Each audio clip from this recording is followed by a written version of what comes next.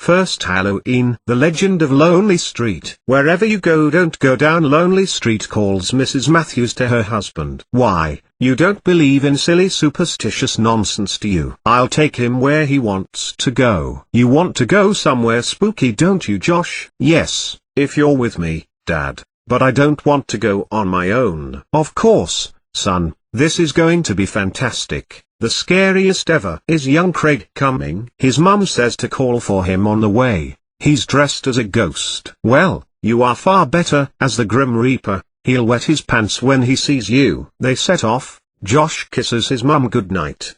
Have a lovely time and don't lose your dad, she says to the happy little boy whose excitement is hard to contain. This is his first time out on Halloween. He has dreamt about it for weeks. All those sweets and the dressing up. Come on, Josh, knock, he's your friend.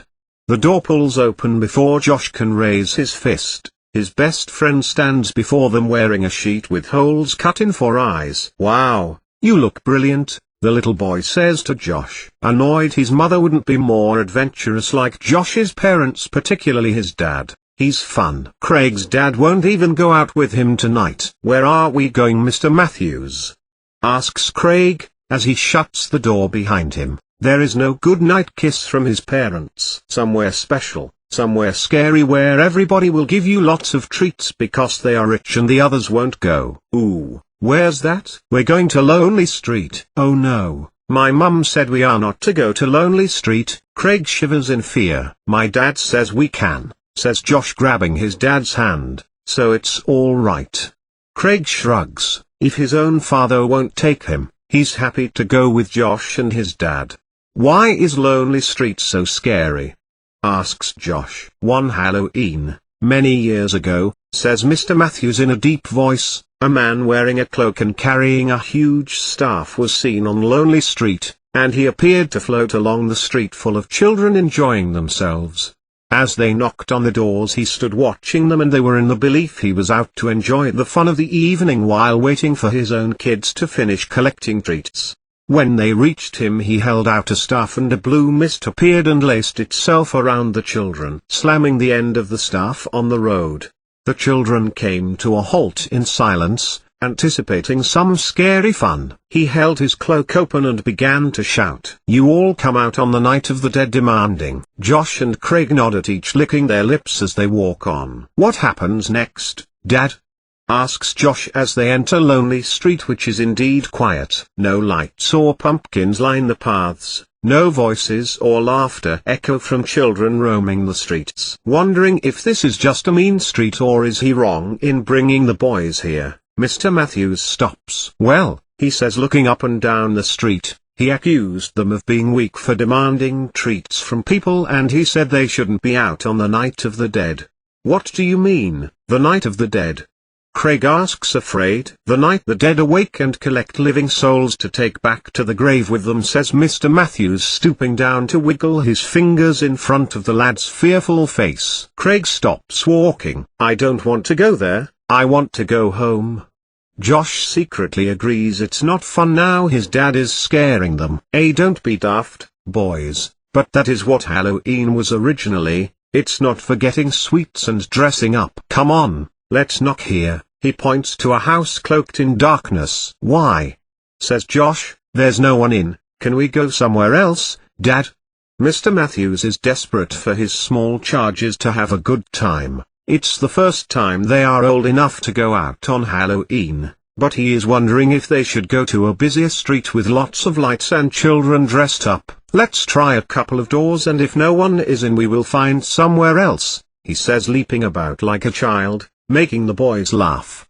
What happens next, Dad? What do you mean, son? In the story, what happens next? A scream rings out in the night air, startling them so they jump. Well, someone's having fun, he says, clasping the boys' hands. A shadow falls across them as a man wearing a long dark cloak and carrying a staff appears to float alongside them. They stop fascinated and follow him with excited gazes. Before he reaches the end of the street, he turns in eerie silence. Josh and Craig whisper. Josh says he's got one of them hoverboards. I want one for Christmas.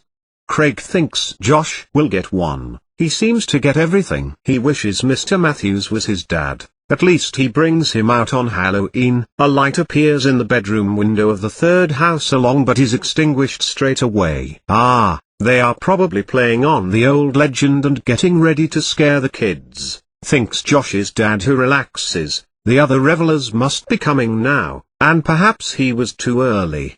A voice booms out. The children clutch Mr. Matthews' hands in anticipation. What are you doing out on the night of the dead? Did you not hear of the legend? The boys stare at the man holding their hands, who is now their protector, waiting for Mr. Matthews to answer and challenge the man in a cloak. Children used to scatter on my arrival. They don't enter this street anymore, so why are you here to bother us on this night of the dead?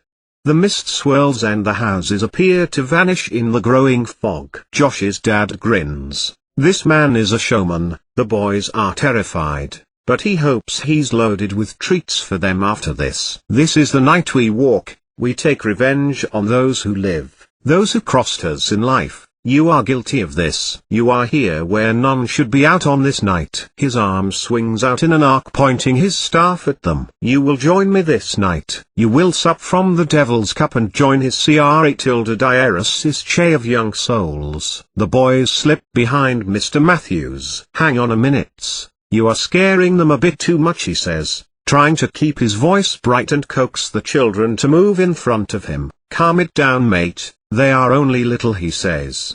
Yes, booms the cloaked man, they are little and you bring them out to annoy the dead on their night out, so it will be your fault when you lose them.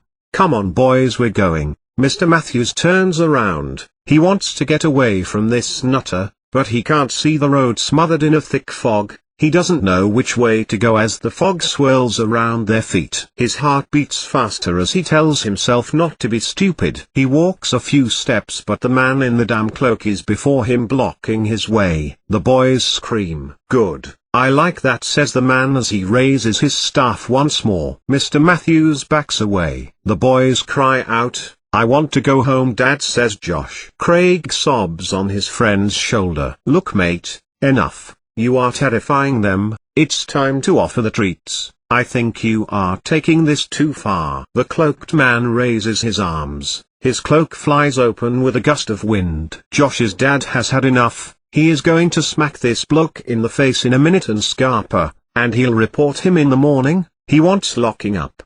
A small whirlwind dances around the bottom of the cloak as the night fills with screams and sobs all around. The whirlwind grows and tugs at the boys, who hang on to Mr. Matthews, whose screams join theirs as they are ripped from his grasp. The boys land inside the cloak. The man closes his arms and disappears as Mr. Matthews slumps to the floor. The last words he hears are, "You will remember the legend of Lonely Street forevermore. This will teach you to walk out on the night the dead roam the streets." The morning newspapers report a man is being held for questioning after the disappearance of two small boys, one his own son. He came out with a fantastic story of a cloaked man taking them off in his cloak. Police are appealing for witnesses. People on Lonely Street read the story. No one saw anything. They don't go out on the night of the dead. There is a legend about it, and they won't test it out as some simple souls do, those who pay the price by gifting their children to the devil.